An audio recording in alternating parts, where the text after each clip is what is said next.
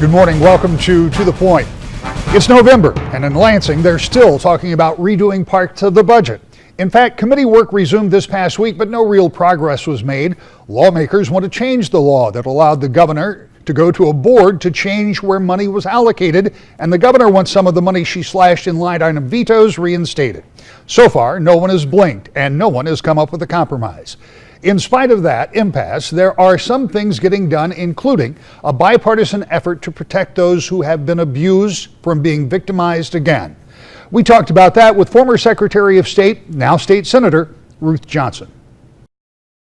Senator, there are a lot of things that are going on in the Capitol, but one that caught my attention was an effort that you had already been working on as Secretary of State with then senators over in that chamber, now that you're serving in the Senate. And it's an effort to take people who have been victimized, who have been in domestic abuse situations or abuse situations, and giving them the ability to remain anonymous to that abuser. In other words, to give them an opportunity to not have all of their public information readily available out there because they could still be at risk. And I found that an interesting approach. Tell me a little bit about it. It's a whole section of bills. It is Senate Bill 70 through 76, and it's to do just that. Protect people that are at risk of being hurt or even killed. It could be somebody that had been in the sex trafficking industry.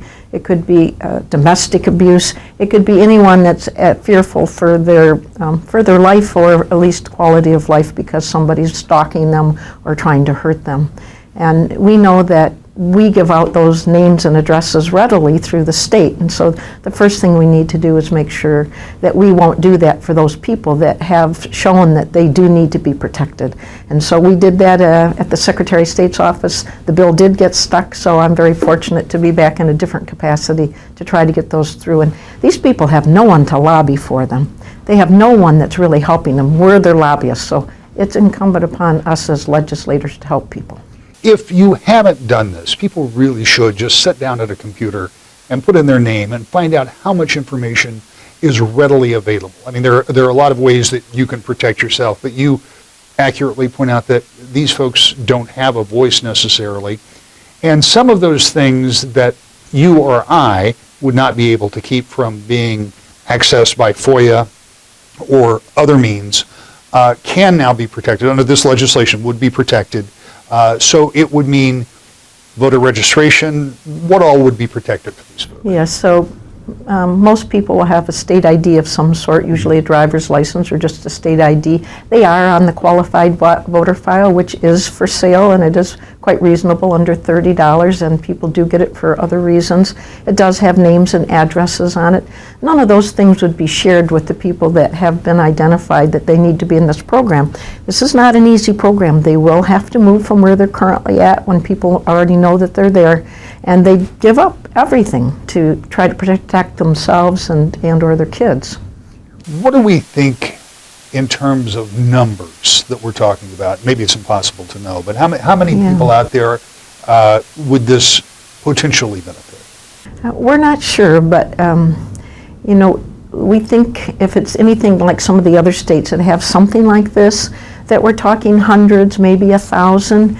It's not that large a group, but if you're one of those 800 to 1,000 people and your life's in danger all the time and you live under those kinds of circumstances, never knowing, and especially when you have kids, it means everything.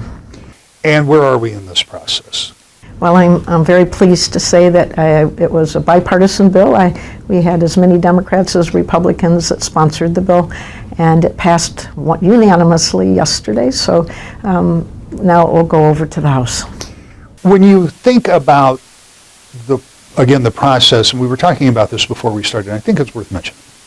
Here is a circumstance that is dire for those people that it impacts. Your numbers suggest those numbers are way too big, but as a percentage of the state, still a relatively small group, but yet you get the entire body to support this process. And as I told you earlier, I think we in the media take some responsibility for not pointing out the majority of the bills that pass out of both chambers are bipartisan, aren't they? They really are. I've never had a bill that I didn't get bipartisan support in the 30 years I've been in office in some capacity, whether it's an idea as a Secretary of State or a bill or a resolution. And the media is not really drawn to that very much. I don't think that's a big story, but I think it's really a much bigger story than all the other ones when we do fight, because we are getting things done. We do work together. We understand protecting people, letting them have an avenue to protect themselves. It's nothing to do with party or partisanship. It's just good government. You talk about protecting people. One of the things I like about this job is I learn things. I don't always like all the things that I learn, and we've been learning over the past couple of years about emerging contaminants, something called PFAS that has been very prevalent in our area and I know elsewhere around the state. And when I walked in here today, I was talking about other initiatives you were working on, and you showed me a map that outlines a contaminant that I hadn't even thought about in a long time, and that's arsenic. But you've been working on this for a long time. You actually have a map that shows in your area, where you're from, it's even heavier than it is in western Michigan, but we certainly have elevated levels there too. And this is something that we've known about and been talking about for a long time. We have. We've been talking about it too long to not let people know. They deserve to know. When you live in an area that you're on your own well, there's no one that informs you of what's there. There's no law to require that, and no one takes responsibility. We as government have a moral obligation to say, you might want to test your water for these things. They've been found in the aquifer near your home. You might not have it, and here's how to fix it, and it is easy to fix. There's different filters that you can use based on what contaminants you have. One filter does not take care of everything. On my house, I have 3 different filters that take out 3 different items, and one of them is arsenic. And arsenic, we know, can cause some very severe health problems, and they're listed in there. It's not just cancers. We know now that it can hurt the IQ of a young child because it's a heavy metal. We also know that it can cause diabetes and hypertension and heart disease and all the things that they say Michigan has a higher risk of than many other states. It can all be caused from simply drinking water with arsenic in it. It's colorless, odorless, tasteless. We have 25% of us on wells in Michigan, more wells than any other state in the nation, and no one to date has taken any responsibility to inform people what they should test for, except for Washtenaw County has, and I look at them as a model. And actually, where they have their most contaminants, they have their highest real estate because they also have an educational component, how easy it is to fix. And I think that's very important to understand. This isn't going to hurt real estate values. It's just going to have to be an educational component. But to let people drink water for years and not tell them whether it's arsenic or nitrates or volatile organics or PFAS, I think we've done a great injustice to the people of this state by allowing that to happen. And so I worked on it 20 years ago. It was central to why I ran then as well as government accountability. And I'm back for both again. Well, when you talk, and let me make sure that I heard you. Did you say 25% of the people in the state of Michigan are on wells? Yes, more than any other state in the nation. And we have 1/5 of the world's fresh water in and around our state. It is the liquid gold. But again, so many people are drinking water and not knowing why they're sick. As a matter of fact, there was a study and a number of different organizations that got involved in trying to train doctors what kinds of symptoms to look for, because it's very expensive, obviously, if you're an insurance company, to have to pay someone to come to a doctor over and over and they can't figure out what it is. And Carmonas Cancer Center was involved, and Blue Cross Blue Shield and some others, to make sure the teachers or the doctors were taught what to look for to try to stop this. Now, it kind of got stalled out a little bit because the main person got very ill. He was with Doctors Without Borders, and he got bit by a bug in Africa, and it just put him out of commission for a while. But Dr. Michael Harbutt is the leading guru, I'll call him, of the state of Michigan. There's nothing about this that isn't just pure science, old-fashioned medicine. This isn't some of the nouveau medicine that people sometimes will roll their eyes about. But when they did this study, they knew that long term, and I've lived in the same house since the 70s, and it does have some arsenic in it. It can cause cancer of bladder, lungs, kidney, skin, nasal passages, liver, prostate, neurological problems, hypertension, peripheral vascular disease, diabetes, malignancies. And you can tell from this map that this is where the bulk of the population in Michigan lives. Now, a lot of people are on municipal wells, and they are informed twice a year now by federal law from whoever supplies their water to tell them what's in it. And they also are required to get down below the maximum contaminant level. But we don't have anyone that's telling us about our wells, those of us that are on our own private wells. And that's a problem for me, that I have met a number of people that have gotten sick and they don't know why. And I had a friend that came to me when I was a county commissioner, and she's only about 4'11", and she put one foot one place, one another, which made her a couple inches shorter, and she took her finger into my face. And at first I thought maybe she wasn't quite right. And as I looked into it, I found out she was exactly right. And she took her time going door to door and telling her neighbors, and she would come to me and say, they're really sick, they can't get out of bed, there's all these problems, her husband has prostate cancer, she has this cancer, and this is what's happening. And I said, we can't overgeneralize, there may be other issues. And when she tested their water, it was over 200 parts, which 10 parts is the limit. And even at 10 parts, I wouldn't want to drink it personally, because when the federal government establishes the maximum contaminant levels, there's also maximum contaminant goals.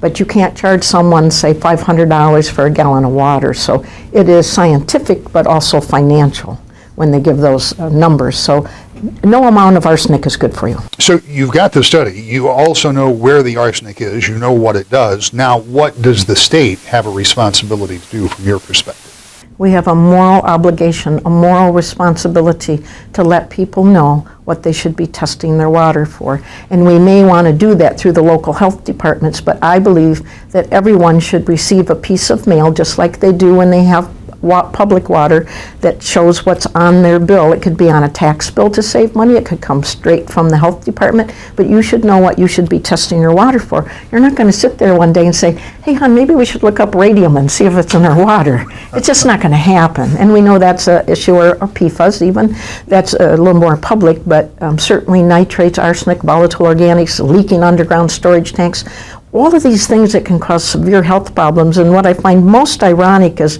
when I talk to maybe a mom that's got a few young children, she'll say, well, I had my water tested. No, it was tested for just two things, and arsenic wasn't one of them.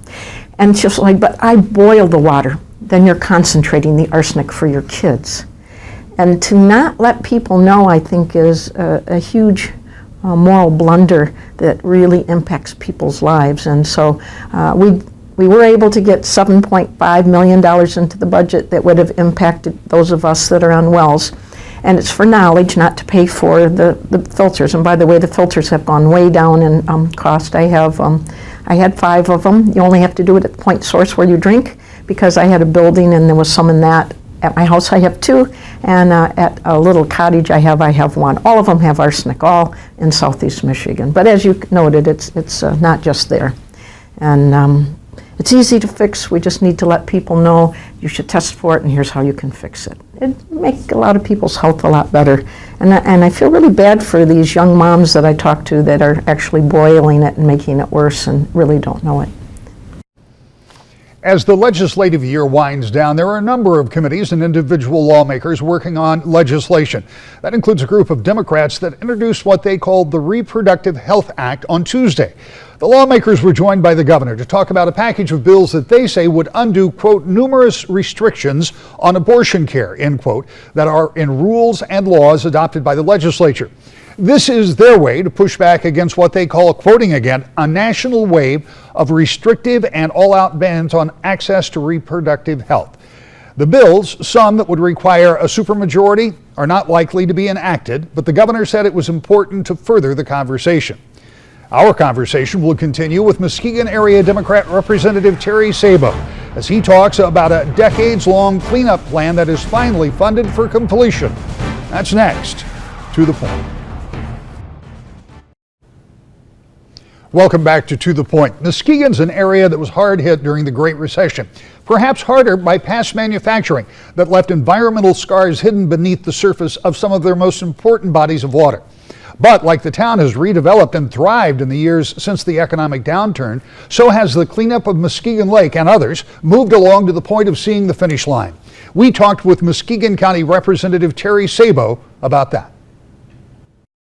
Representative, coming from an area that sits right on the lake, on Lake Michigan, and you have a whole lot of inland lakes, water quality and water cleanup has got to be a premium for you as a state representative. And recently, a big chunk of money being pushed in to the Muskegon Lake cleanup, which has got to be something that, for the community at large, has got to be a big deal, I would think.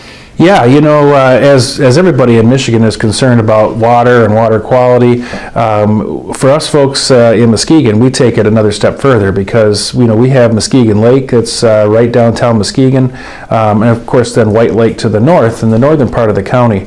But for many years, Muskegon Lake has been on the area of concern with the contamination issues that it's had. So we're really excited to see this partnership now come forward to actually do the last steps to get it cleaned up. Because that's what we're building in Muskegon. We're building a foundation back again around Muskegon Lake. And so we need that to be viable for commercial fishing, for recreational boating, and housing, public access, all those things. So talk to me a little bit about what's happening up there. So this money is coming in from, what are the sources of the funding and what will it do? Yeah, we have it's just over $6 million. A big chunk of that is coming from the U.S. or from the federal side with the EPA.